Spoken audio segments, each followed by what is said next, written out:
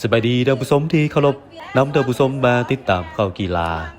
มาเบิ่งบรรยากาศงานแลนด์แซนแอนด์ริเวอร์รัน2026ซึ่งเป็นคอนเทนต์ที่จัดขึ้นอยู่สปป.ลาวเพื่อส่งเสริมการอนุรักษ์หาดทรายและแม่น้ำงานครั้งนี้จัดขึ้นในตอนแรงวันที่ 14 มิถุนายนผ่านมาที่บริเวณหาดดอนจันทร์นครหลวงเวียงจันทร์วิวทิวทัศน์ติดกับแคมป์แม่น้ำคลองซึ่งได้รับความสนใจจากนักแลนด์ทั้งภายในและต่างประเทศพร้อมด้วยมวลชนนักท่องเที่ยวหลายสมควรเฉพาะนักแลนด์ได้สมัครเข้าร่วมหลายกว่า200 คนแข่งขันแบบเปิดกว้างทั้งยิงและทรายโดยแบ่งออกเป็น2รายการคือ Official Trail Run จำกัดเวลา Cut Off ที่30 นาทีและ Silent Zone จำกัดเวลาที่40 นาทีในระยะทาง2 กิโลเมตรสำหรับงานนี้เนาะเอิ้นว่าลักๆเลยก็จะเป็นการเอิ้นว่าส่งเสริมเนาะให้คนรับรู้ว่าความสำคัญของทรายเนาะมีอย่างแน่แล้วก็เอิ้นว่าให้ทุกคนรู้ว่าสำหรับแคมป์ของบ้านเฮาก็มีจุดงามๆที่ว่าแบบให้เฮามาเล่นกิจกรรมเนาะบ่ว่าจะเป็นการเล่นบอลหรือว่าล่องเรือต่างๆเนาะแน่นอนเนาะสำหรับงานนี้เอิ้นว่ามีความแตกต่างแล้วก็เอิ้นว่ามีความชาเลนจ์กว่างานอื่นๆเนาะเพราะว่าด้วยเนื่องจากปกติการเล่นเฮาจะเห็นแค่เฉพาะแบบว่าเล่นอยู่เทิงถนนทั่วไปเนาะแต่ว่างานนี้เอิ้นว่าเฮามาเล่นเหยียบทรายแท้ๆที่เป็นธรรมชาติแล้วก็พร้อมกับทุ่งหญ้าแล้วก็วิวแคมป์ของงามๆแบบนี้เนาะน้องรู้สึกว่างานนี้เอิ้นว่าได้รับความสนใจจากนักเล่นบ่ว่าจะเป็นหน้าเก่าหน้าใหม่หรือว่านักเล่นมืออาชีพหรือว่าสมัครเล่นต่างๆเนาะก็รู้สึกว่าสามารถดึงดูดหรือว่าเชิญชวนคนเข้าร่วมได้หลายงานแซนแอนด์ริเวอร์รันครั้งนี้บ่มีเพียงแต่การแล่นอ้อมรอบบริเวณหาดทรายอับลมชมวิวท่ามกลางธรรมชาติแบบแปลกใหม่เท่านั้น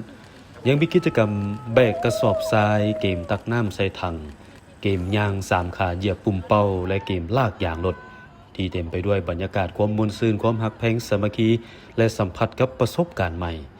นอกจากนั้นยังมีอาหารเครื่องดื่มไว้คอยบริการอย่างเป็นกันเองและบรรเลงดนตรีให้เข้ากับบรรยากาศค่อยค่ำยามแลงสำหรับงานเล่นงานนี้เนาะติ้งคิดว่าเหมาะสำหรับนักเล่นทุกกลุ่มเลยหรือว่าแม้กระทั่งนักเล่นมือใหม่หรือว่านักเล่นมืออาชีพเนาะสำหรับนักเล่นมือใหม่ก็เอิ้นว่าเป็นการเปิดประสบการณ์ใหม่ๆเนาะที่ว่าให้เฮาได้มาสัมผัสธรรมชาติเนาะสัมผัสกับดินทรายสัมผัสกับวิวงามๆแบบนี้แล้วก็สำหรับนักเล่นมืออาชีพเนาะก็คือเอิ้นว่าเป็นสนามซ้อมที่ดีเลยเพราะว่าเฮาเกียมจะมีงานใหญ่ที่กำลังจะเกิดขึ้นก็คืองาน X-Ray Volley บางอย่างโดยหลากหลายเลยสำหรับกิจกรรมนี้เนาะบ่ว่าจะเป็นกิจกรรมจากสปอนเซอร์เนาะมีเครื่องแจกของแถมแล้วก็เอิ้นว่าในงานนี้เอิ้นว่ามีการจัดชาเลนจ์ลินกิจกรรมหลากหลายอย่างเลยโดยสำหรับครั้งต่อไปเนาะถ้าว่าสปอนเซอร์หรือว่าผู้จัดงานเพิ่นเนาะอย่างจัดงานนี้อยู่ติ้งขอแนะนำแล้วก็เชิญชวนนักเล่นเฮาเนาะมาเปิดประสบการณ์นำกันแล้วก็มาสัมผัสบรรยากาศม่วนๆนำกันแบบนี้เนาะที่สำคัญของงานครั้งนี้คือการปลุกระดมคนควายให้ทุกคนในสังคมมักฮักในการออกกำลังกาย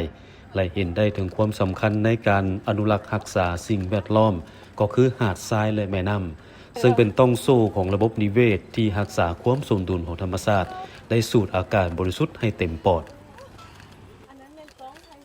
สุดมวลแต่งานเรียนประวัติศาสตร์ชมเชยลูกหลานก็จะฮู้น้ำไส้ทาแห้งของเฮามันยังทรัพย์สินที่เฮามีอยู่มีน้ำมีหาดทรายมีป่านี่เฮานำไส้นี่แม่นประวัติศาสตร์ในนครหลวงเวียงจันทน์และบนอื่นควรเฮ็ดคือกันเดี๋ยวนี้พ่อก็อายุ80 ปีเลยนะ